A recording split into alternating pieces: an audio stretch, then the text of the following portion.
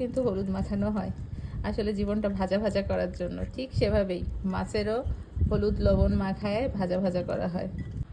এই যে এখানে 4 টুকরা পাবদা মাছ আছে আর 2 টুকরা আছে হচ্ছে পুঁটি মাছ। এটার মধ্যে আমি একটু হলুদ লবণ মেখে একদম মচমচে করে ভাজি করব। হলুদ দিয়ে দিলাম, এখন দিয়ে দিচ্ছি একটু মরিচের গুঁড়া। যেহেতু মুচমুচে ভাজি খাবো, একটু মরিচের গুঁড়া দিলে ঝাল ঝাল লাগবে, খেতে ভালো লাগবে।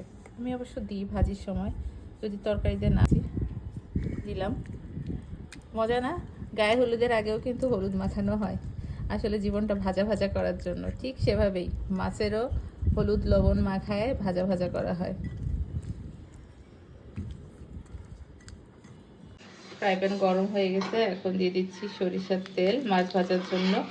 আমি সরিষার তেলই বেশি পছন্দ করি, বিশেষ করে ভাজির জন্য। আর যেগুলোতে দেওয়া যায় না, অনেক কিছুতে আসলে সরিষার তেল দিলে ভাল লাগে না, সেগুলোতে দিই না।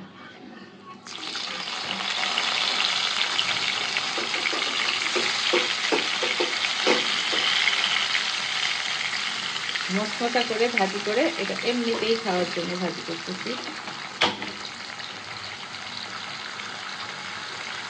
বললাম না,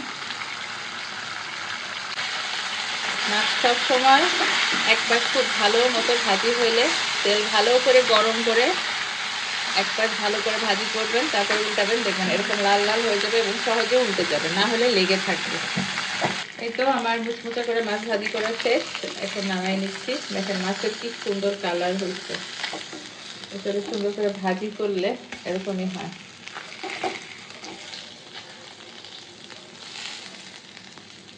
মুচমুচা, এখন খাইতে সেই মজাটা লাগবে।